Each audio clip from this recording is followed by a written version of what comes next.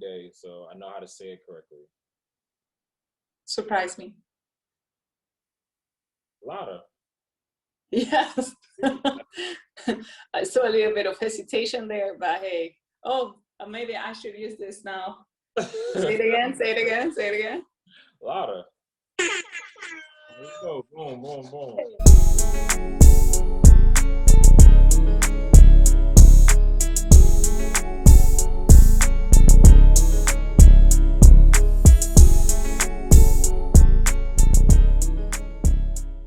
All right, welcome to the T Simple Podcast. We focus on providing simple solutions in the classroom, but this is a book club version.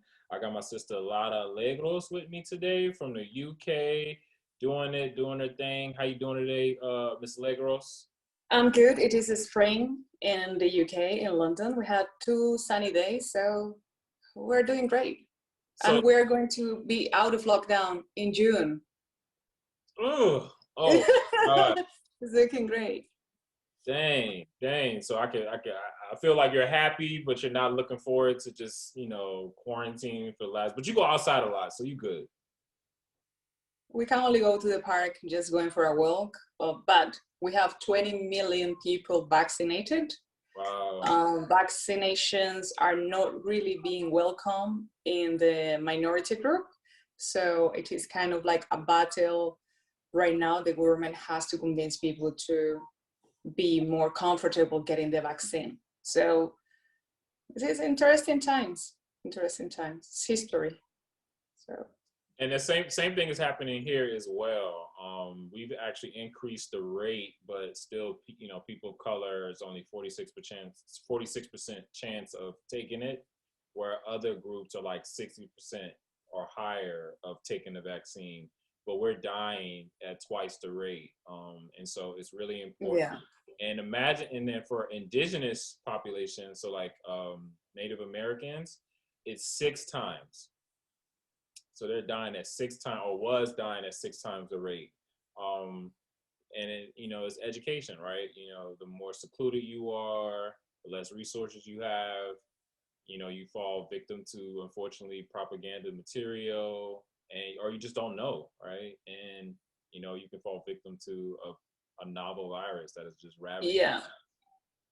I think this virus, even though they said like it has hit rich and poor the same way, it's a lie. It has hit more poor people, and those are the numbers there. So, yeah. And it is because the resources that we have, we don't have access to the hospital. Like the attention that a COVID patient needs, the oxygen, it doesn't work that way. If I get sick, I'm really going to head up to the richest hospital around my area. I'm not going to go to my neighborhood. So let's see if we have learned something about it. Hopefully. So Lara, I'm seeing like a connection already to the book. Just with the overall, it's not fair. Like inequities are just present. And we can't just continue to act like everything is fair and equal when we have different needs and we need those needs to be met. And when we try to provide these interventions, it's just not enough. It's not enough to just get an education and think that it's going to solve all the problems that we have today, right? It takes not only education, but it takes politics. Not only politics, but it takes money. Not only money, but it takes organization. And you all have to be doing it together, right? And so we're in the recap for Powernomics, Dr. Claud Anderson. We up in here. Appreciate everybody watching the episodes, representing. People would definitely love the American and the UK perspective. So it's definitely a cool dynamic duo. So I definitely appreciate you, Ms. Legros. So what are the key takeaways that you want people to get from chapter 1? Chapter 1 that is titled, I forgot the name of the title, Racism, Monopolies, and Inappropriate Behavior. Go. I think that chapter provides us with a context of what is happening in the different communities. When we were discussing chapter 1, we'll make sure that we were adding the numbers from other countries, for example, the UK. And being in perspective, like we could see that the numbers were very similar in correlation to the population that we have in the UK and the US. So it is a very similar picture, but totally different history. And also we can see how the behavior of like the Black community in the UK, it is totally different from the Black community in the US. And also if we could extend it to the European Black community, it's just like we are in totally different stages. And I think the development within the Black community will be different in the future. One of the things that I think it was shocking for both of us was like seeing the numbers of like that it was provided in the book. For example, in one of the first pages, it says like 67% of victims of crime are Black, and in the US, and only Black people is 13% of the population. So the overrepresentation in, you know, unemployment, welfare, criminal justice, it is very similar in both countries. That was very impressive for me. I have seen numbers before, but I think like I didn't really think, you know, and process like the information as we did when we were discussing. So definitely that was one of the points for me, the key points in chapter 1. Yeah, Yeah, that was interesting. the disparity is just huge. I mean, if we go to pages 18 and 19, it just talks about the comparisons of wealth for Black and white people. There's no comparison, right? You know, financial institution is a almost 6,000% difference amongst white and Black people. Equity in businesses, about 8,000% difference. Equity in homes, 2,000% difference. Rental properties, almost 3,500. Saving bonds, the real estate, which is where almost, I don't know how it is in the UK, but a huge fraction of wealth is established through real estate in America. And if we talk about real estate, it is almost 5,000% different. So it's not fair, right? You know, something happened where we stopped and everyone kept growing, and then there's been this just whole Jedi mind trick making it seem like we've all been on the same level, and just somehow Right. Blacks are just incapable, right? We're just not working hard enough. And I think another point that we also highlighted is that the US that was funded is the land of Native Americans and colonized by British, and also like they brought enslaved people from Africa. It's like 3 big populations that they established when the US was created, right? Right. How come Hispanics or other populations that had not been there since the foundation, they're able like to speed up, you know, through the process? Like the numbers are way better, super healthy if you compare with the Black population. And that is joking, because like, well, this is intentionally done, you know. Institutional racism existed from the beginning and it never was lifted. And that is something that Claude was mentioning, was like, well, you see other communities, like things like identity was preserved, which that allows them to grow. However, the Black community, the identity was destroyed.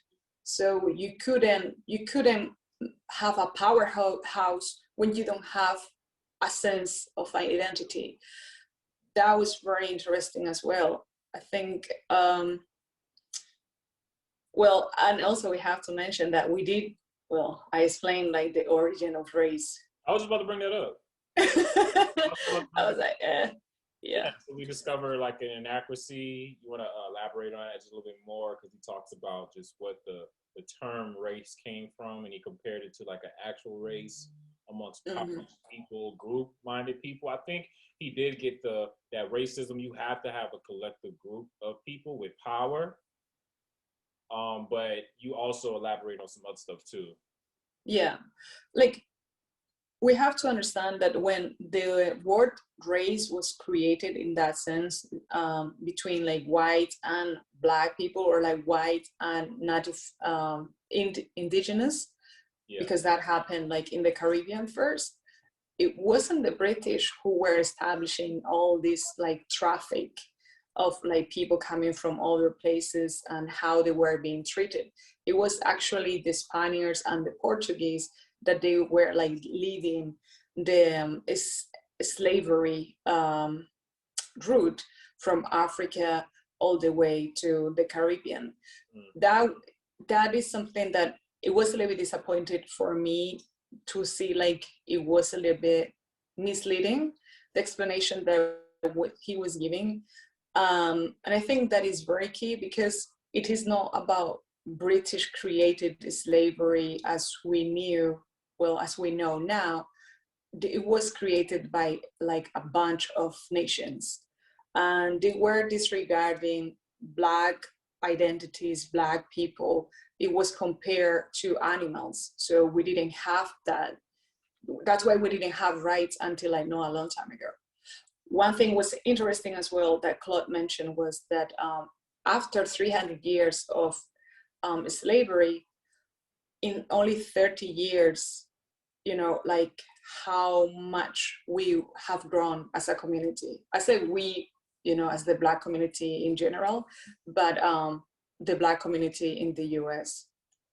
Yeah, so the wealth hasn't changed. He says it pretty much. The wealth gap has been the same for the last over 100 years, and we've had, you know, legislation passed that has stopped Jim Crow. You know, we've had more Black elected officials. We've had more educational opportunities, but the wealth, right? That's where the power is at. You know, because if you Yeah. don't have the wealth, you don't have the influence. You don't have the influence. It's a type of paternalism that capitalism breeds, right? When you don't have money, you don't have power. You know, if you don't have power, then you can't really. I mean, think about what's happening with the vaccines, right? You know, like, you know, it. I definitely know that it's not like rich people getting the vaccines first, right? And it shouldn't be like that. But there's definitely people that take advantage of their privilege, right? And so we have to make sure that if we do have privilege in the United States or just any type of place, we have to recognize that and see if that contributes to other inequities, you know? And I think that's where the action comes in, right? So the solutions is like recognizing these disparities, recognizing these inequities, and then understanding how you perpetuate it, and then refusing to do the opposite. Yeah, and the truth is, like, we always going to have people with privilege. I can have privilege, you know, if I refer to other groups, and always going to take advantage of my privilege. Right. Like, that's where you got them. The thing is, like, we have to be accountable of the privilege that we have, and we have to acknowledge that maybe, you know, it's more a question of lack than me like working super hard. Then, like, because we have born in determinate like places, that's why we're able to have like certain like wealth or access to like different opportunities. It is actually where you have been born. It's not like not that much about like what you have done to get that.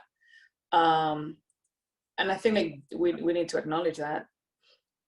Yeah, we can determine where a creator is going to go based off of certain statistics, right? We can do that from test scores. We can do that from a lot of things, but it shouldn't be like that. Absolutely.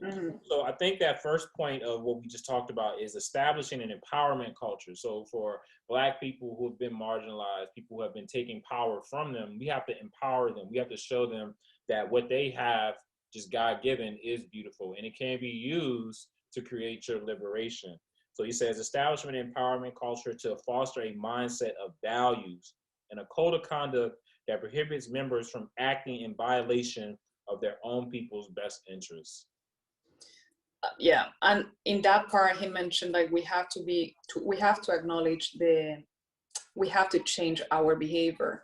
Yes. you know, and there are like certain things like denying our Blackness, or maybe like doing things against the benefit of the community. That is the kind of behavior that we have to change. And also like what our culture is portraying to the world. Like art is going to be like only people like they are not really bringing something to the table, but they are just like amazing wealth, or it's actually going to be people that is representing us in the community that actually care, and they are bringing like a great, like, you know, a great sponsor or ambassador out outside the community. I think like that is very important as well. Now we have people like JC or PDD or like Swiss Beats that they are doing amazing things outside the community, and they're able like to establish like great partnerships. Like JC just sold part of his brand of like the champagne thing. It is because he was able to sit on the table.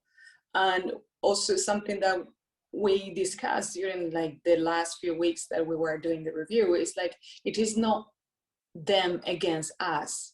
Right. It is nothing like that. We need to understand that what we are trying to do, and we are like being mindful, it is to heal our community, to be able to, we are in a healthier status. It's nothing to do, it's no competition, nothing like that. We have a lot of resources. We have like great people, like, and we just like, are looking for that empowerment. I think like that is very important, because at the end of the day, you cannot change the narrative without having great partners. And we see that, you know, Beyonce wouldn't be able to be who she is if she was only catering for Black people. And she is embracing Black people, and she is like, you know, leading that empowerment as JC is doing. But they know that you have to know how to navigate, especially in a place where you are going to be a minority.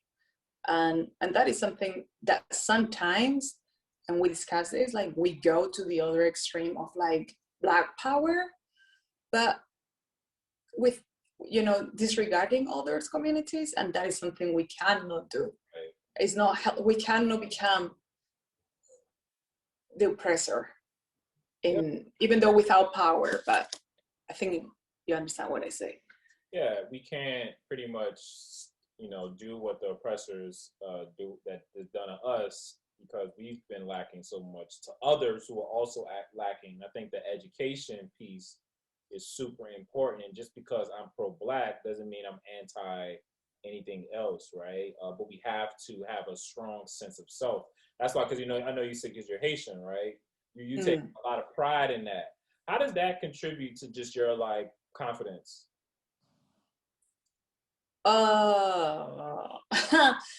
I think like me being Haitian, it's I'm sense of pride of where you came from. How does that? It is absolutely, you know, an honor to represent my heritage. Right. And even though like Haiti right now is not a country like, you know, it's not an international power. It is, we are not in the news for like good things because it's happening, but it is the history and the people that fought and made able to do a U-turn that was unique in the history. So me embracing that, my identity is just very important. It's very important. But also, I'm also Spanish, and it's an oppressor empire. I don't really talk about that part because I had never been able to connect, you know, in that deep, because it's yeah, because I'm a minority there, basically. I'm no one. Man, I just love, man, you're just a smorgasbord of just like, you know, but it's amazing because your heart is for the truth, and the truth, you know, is I think that's the whole point of all of this, right? We want to speak. Mm-hmm. So he says, secondly, right, of the first two parts of Powernomics, acquiring a group vision that articulates for us a clear picture what Black Americans should be and what we can achieve. And we talked that day about Black Panther and how the notion of Wakanda, it was like reviving in us this like, yes, it could be possible. It could be us. And it really brought to like all of us like a lot of like peace and enjoyment, just seeing us portrayed, no as like gangs or like in poverty, but just like people just minding their business and enjoying their wealth. Sorry, just when you live in the neighborhood.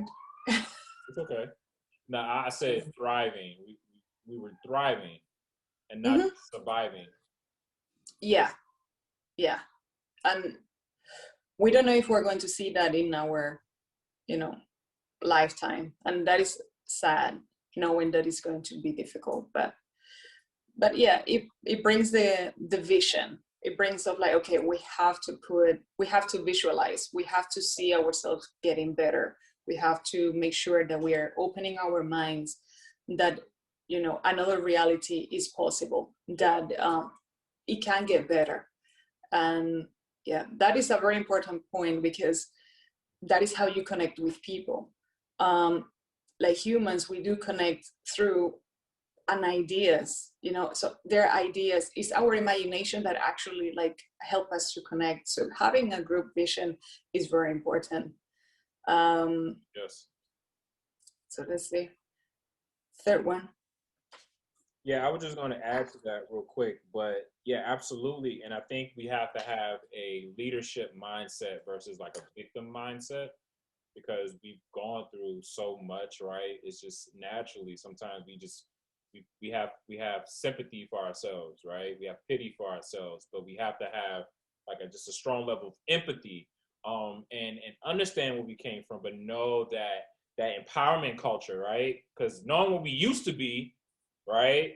So whenever I'm talking Detroit, I'm like, Detroit, we used to be the best city in not just the country, but the world, right? Because that's where the car came from, right? So in Wakanda, right? That's the vision. You know what I'm saying? So knowing what we were and what we can be, we have to really hold pride to that, like you do with your cultures, and use that to fuel just your vision, Yeah, I think that part, whenever we start like having more, whenever we practice it more, and I think like right now we have a lot of platforms. We have like social media. We have like, we can see a lot of like Black travelers going around the world and having the best life. We can see like a Clubhouse where everybody sit down and you can discuss anything and everything.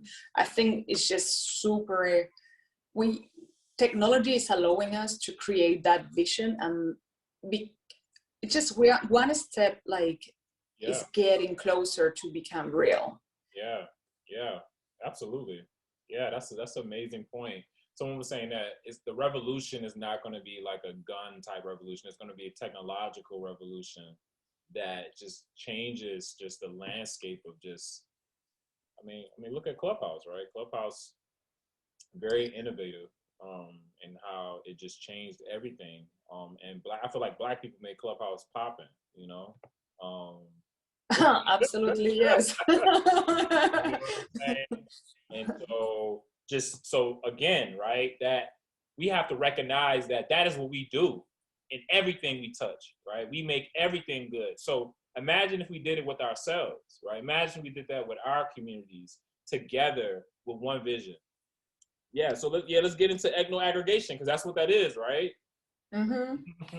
That's pretty much the definition. You want to go ahead? Ethno-aggregation, concentration of individuals and resources. Definitely Clubhouse is one of the platforms that is allowing us to do that. Yeah. Because without Clubhouse, it would have been very difficult to connect, So yeah, I think like that platform is going to allow us to like go a little bit farther. But now I don't know how censorship. Please say that. Yes. Yeah. Is going to take place, because there are like a lot of good discussions happening. I was like just connected a few hours ago in one related to the diaspora, like how to build the Haitian diaspora. Very interesting.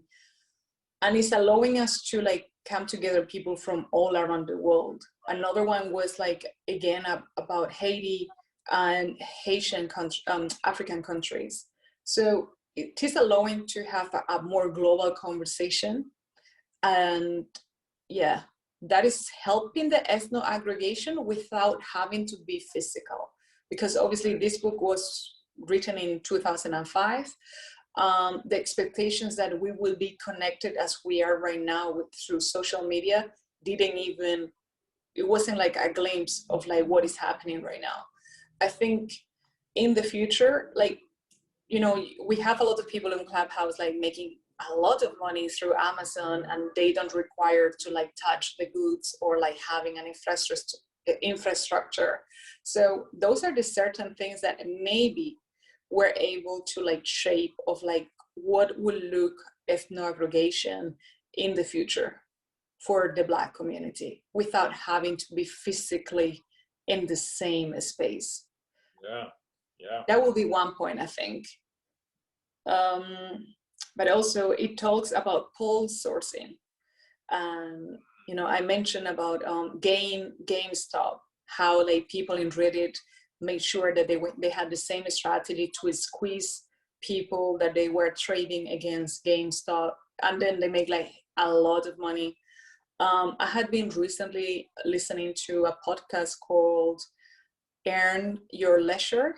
I don't know if you heard about them. About it. And they are amazing. Well, low key, I have a crush in both of them because like financial literacy is just like, wow. They had like one guy that they were interviewing, it's called Christopher Senegal. Mm-hmm. And I will tell you very quick what they were discussing. So this guy, back in 2013, he was like, okay, he had like money, and he was like a real estate investor. And he saw a block of like houses in the hood. He went and bought it and was able to put only 40,000. And those 40,000, instead of like all the flats, like the apartments, instead of like renting them like individually, he rented the rooms for ex-felons. Yeah. So he was able to make $1,200 instead of like $500 for each unit. So he was like paying, but also he was helping the community without having to gentrify. Right. And I felt like that was so powerful. Those are the type of things, like it's $40,000 if a few people has like 10,000 or like 5,000 entry. You're able to replicate the same thing through pool sourcing. That is what Claude mentioned. Yeah. And you start like buying and helping the community to get healthier. And the good thing is like, it didn't seem, well, I'm sure that there is a lot of work to do behind it, but it doesn't require like a huge capital. And that is like one of the things that a lot of times we sat down and we said like, well, I cannot do that because I don't have money. There are a lot of things that we can do without needing to have that much amount. So yeah, that was very cool. We definitely got to be organized, right? And so it goes into our last point of use the vertical integration paradigm to point out the direction in which we should travel. And so he compares this to horizontal right motion, where it makes it seem like if you get an education, then you also have the same opportunity to become president or to get political power or get the wealth, when that's not how it works, right? It's a process that generally starts off with economics, and then it gets into the politics, and then you get into the, you know, all the other stuff, but that other foundation is key. But I think what you're saying with the example of the housing, right? In order for you to have vertical integration, you have to have aggregation first, because you have to have that collective group. You have to have that house that's going to give you the time to get your degree, so you don't have to worry about any other thing. So you can become that lawyer, right? And then use that law to help those same people that helped you when you were living, right? Quote unquote, if you get what I'm saying. Yeah, absolutely. Yeah, I feel like the most important think right now, it is from all the points that he mentioned in these two chapters, it is ethno-aggregation. It is us coming together, sharing the knowledge and sharing resources. Yeah. When we are able to master that a little bit, then we're going to see the vertical integration paradigm. So when he was saying like, it is a T, right? Like we are coming in and then we would be able to establish at a higher level, horizontal. Yeah. So we have to start like going in. And I think, again, this year in particular, we have seen people like losing a lot of money, but thanks to technology and, you know, financial education, like apps, like Robinhood, or like you are trading cryptocurrency, there is a lot of ways to start like making money. And at the same time, we're talking, we're sharing. So hopefully in the next few years, we will see like the impact of what is happening today in, you know, 2020, 2021.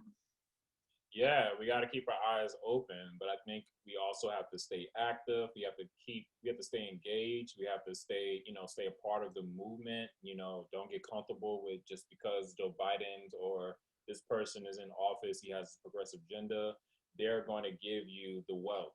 You know, that's not how it works. We have to. I mean, we own a lot of stuff actually. So, you know, we have to fight for that sometimes. You know, reparations. You know, that's whole another topic. But the organization, again, like you said, the ethno aggregation, that is the key. And once we establish that, you know, anything is possible. Yeah, I think like, we will talk about the like reparations. There's an older podcast that is coming up with Erika Alexander, the actress from Living Single. And it's actually called Reparations. I listened to like the intro, very interesting. So I'm really looking forward to see like what is the idea of like how it looks. Obviously, when we're talking about reparations, usually the conversation is only about the US. Right. However, like the whole Africa and the Caribbean, so not the whole Africa, but if we talk about slavery, is the Caribbeans who has been West Indies, right. They were affected. Also Latin America was affected. And then we have the other wave of colonialism that ended in the 60s that no one is. So I think one of the problems is that if the US started like giving back, then everybody's going to be requesting what is happening. Like, okay, so I need my money too. And that is a part like we don't see it happen as we thought it could be, because in law, it will become a trend. And in international law, it will be like a Pandora box, and no one would like to see that happening. The US, it is more advanced having this conversation that other nations that they have denied that nothing happened. Like if you talk about France or Spain, that is, wait, what? That would be like a crazy idea. At least in the US, that conversation has certain power that is discussed. So we will see. It is interesting though. That's why we need you, Lara, because you are definitely a change agent in your community, doing just you're just living, but you are definitely like, you know, you have just a mindset, like you said, is just unheard of. And I'm just curious to know, like, what's the conflict with that? Like, what's the, what is it? So yeah, just like living it, like being where you are and just having these thoughts, like, you know, are you in like a constant state of rage, like James Baldwin says, of being conscious in America? I have been before. I passed that stage. At this point, first of all, I learned from a book called The Four Agreements. One of them is do not take things personal. I don't take things personal. And I just try to I pray to see like what is going to be my purpose. Like having more like a global mindset, how I can help, how that is going to contribute to my community. And when I say my community, it is just like the Black community in general. How I can be of like a tool, and also how at the same time how I can live my best life. I mean, Yeah. I don't want to come here to do the dirty job, and then like that is why I stopped my career pushing it into like human rights, because I'm like, man, I don't want to be poor. I don't want to go through this struggle more than I am right now. Let's see like how I can like, you know, my mindset related to business, how this can be more powerful. Because at the end of the day, law doesn't have such an impact. It is actually money, you know, it's just wealth what changed the world. Is laws is just like the last minute thing. If you don't have like an important lobby behind it, you are not going to have the law. So nothing's going to materialize. So that's why it's so important, this book, because it's empowerment through economics. Whenever we master a little bit of that, everything will start like shaping differently. So we need to keep reading. Yes, Ms. Legros, thank you so much. Real quickly, let's go through the 4 points. And I just want to read just the first sentence, because the first sentence is really dope. So I'll do the first one, you do the second one, I'll do the third one, and then you do the fourth one, okay? In page 59? Yeah. Where do you want to read? The 4 points again, just so we can recap. Because that's okay, let's go. Yeah, just to quickly let's review. So again, conclusion of Powernomics by Dr. Claud Anderson, part 1. This is chapter 1 and 2. He concludes it in 4 points. The first point is we must establish an empowerment culture to foster mindsets, values, and a code of conduct that prohibits members from acting in violation of their own people's best interests. We have the second one is acquire a group vision that articulates for us as a clear picture of what Black America should be and what we can achieve. Beautiful. 3, use the ethno-aggregation paradigm in order to combine the assets within our group to reach the goal. And the fourth one, use the vertical integration paradigm to point out the direction in which we should travel. Beautiful, beautiful. And then Dr. Should I do the horn? Should I? Yeah. We got done with the first part. He says these effective tools are necessary for creating self-interest, competitiveness, and team spirit. And I think also one thing about competition is that competition is good, but it's not good if it's unfair. You know what I'm saying? Like, we can't compete if you're not giving us if it's just not realistic for us to compete. You know what I'm saying? And they don't judge. It's not competition when you know you're gonna win. Exactly. It ain't right. It ain't. Come on, bro. And then you should. And that's what really pisses me off, because they're so gun-ho in being bootstrapped and I got mines and you got to get yours. But it's like, bro, you already know if it was really equal, you already know what type of game it would be, man. So hey, I want you to check out the Privilege Walk. You should check out that video. It's called the Privilege Walk. I saw that one. The one like people racing. Yeah. And used to the guy, he's just pretty much saying like, you know, if you start off all the way up here, almost next to the finish line, but imagine if those kids behind there were right next to you. You already know what would happen.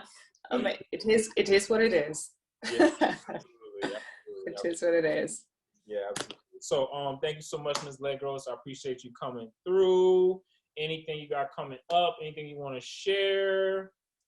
So we're working in Lead or Follow, and hopefully we will be able to also have this conversation, the same conversation in a different channel, and continue like reviewing more books and having discussions of like what is happening. Like in a bi-weekly basis. So you will probably see the same content in Lead or Follow, but we are just working to align the forces because we're working ethno-aggregation. We're learning. Yeah, Absolutely, learning. absolutely. I'm super excited for Lead or Follow. This is going to be amazing, amazing collaboration. We are going to be talking about chapter 3 and chapter 4. Chapter 3 is building competitive communities, right? We just talked about that fairness and competition, right? Sometimes that's good, right? And we need that. Mm-hmm. And then the chapter 4, reconstructing schools for group competitiveness, which is going to be my thing. Your favorite. Yeah. Okay, yeah. I will be ready for that one. I will be ready. Let's get it. All right, I got my sister Lara Legros with me today. Legros, anything else you want to give? Anything? I'm just very excited for JC and his family making moves. That was a highlight of that week.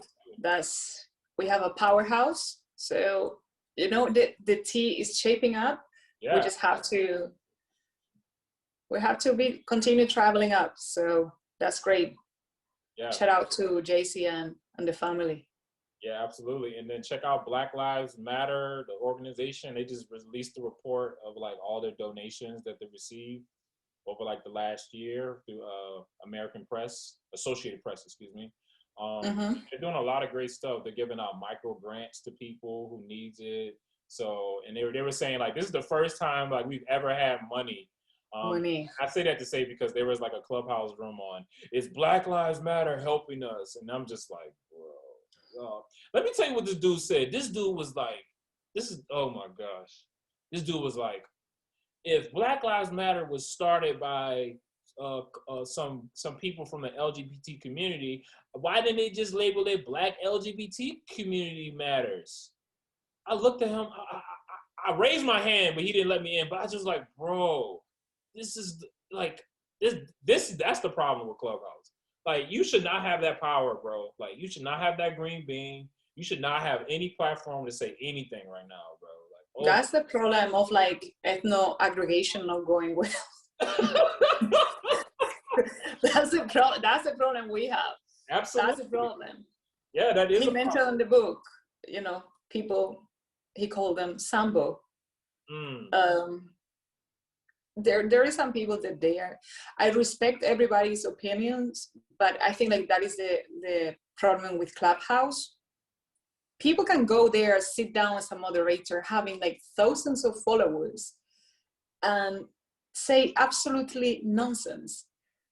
And they look powerful because the following that you have, you believe that people has common sense, that they are making the right decision to follow people like that. But hey, we will navigate that. Actually, I'm having a conversation on Thursday at 9 p.m. UK time, and we're talking about the difference between Me Too movement and Black Lives Matter. So if you're free around that time, I think it's 3 o'clock your time. Just text me the information. Or yeah, I will send it to you because that's going to be an interesting conversation as well. Let's see. Absolutely. Let's see. Cool. Well, thank you so much. I think we went a little bit over what we said we was gonna do, but it's all good. It's always organic. Yeah, absolutely. And I'm happy that you enjoyed it. Hope you enjoyed it. A really pleasure. Always to have you come on and just, you know, you teach me so much. You don't understand. So thank you so much. I can't wait for the school ones. Like I need to know what's going on. Yeah, I can't wait to. Well, thank you so much. Peace, y'all. Thank you.